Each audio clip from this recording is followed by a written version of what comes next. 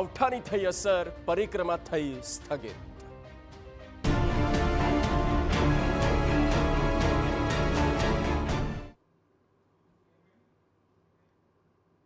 માવઠાના કહેરથી આ વર્ષે પ્રસિદ્ધ લીલી પરિક્રમા નહીં યોજાય।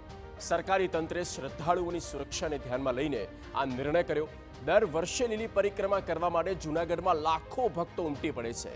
જો કે આ વર્ષે જંગલમાં ભારે વરસાદને કારણે ખૂબ જ કીચડ છે, જેના કારણે જો પરિક્રમા થાય તો ભક્તોને નુકસાન થઈ શકે, જેથી આ વર્ષે પરિક્રમા નહીં યોજાવાનો નિર્ણય લેવામાં આવ્યો।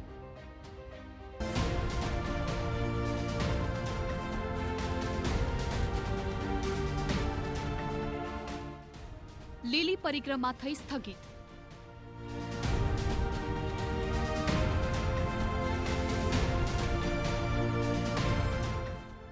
માવઠાના માર બાદ લેવાયો નિર્ણય।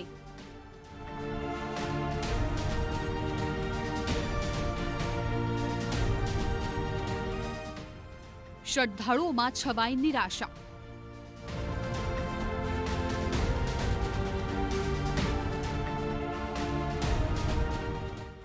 પવિત્ર ગિરનાર પર્વતની આસપાસ યોજાતી પંચકોશીય લીલી પરિક્રમાને ભારે વરસાદને કારણે સ્થગિત કરી દેવામાં આવી છે।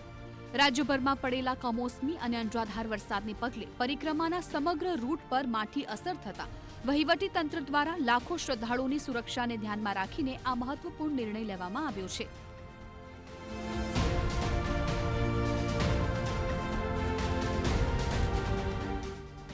છેલ્લા કેટલાય દિવસોથી વરસી રહેલા વરસાદને કારણે પરિક્રમાનો સમગ્ર માર્ગ ખરાબ રીતે ધોવાઈ ગયો છે। અનેક જગ્યાએ રસ્તો બિસ્માર બની ગયો છે।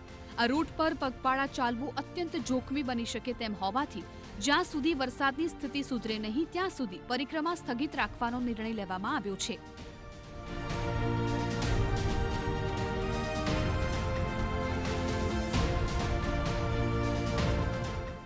પરિક્રમા સ્થગિત હોવા છતાં સનાતન ધર્મની પરંપરા અને ધાર્મિક વિધિ જાળવી રાખવા માટે સાધુ સંતો દ્વારા એક મહત્વનો નિર્ણય લેવાયો છે।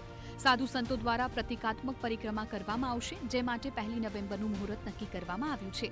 1 તારીખે મુહૂર્ત કર્યા બાદ 2 નવેમ્બર ગિરનારના સાધુ સંતો દ્વારા પ્રતિકાત્મક પરિક્રમા કરવામાં આવશે, જેથી પરંપરાનો લોપ ન થાય। આ પ્રતિકાત્મક પરંપરામાં માત્ર સાધુ સંતો જ જોડાશે અને સામાન્ય શ્રદ્ધાળુઓનો આ રૂટ પર સંપૂર્ણ પ્રતિબંધ રહેશે। લોકોની સેફટી અને સિક્યુરિટી માટે રાજ્ય સરકાર, જિલ્લા વહીવટી તંત્ર કટિબદ્ધ છે।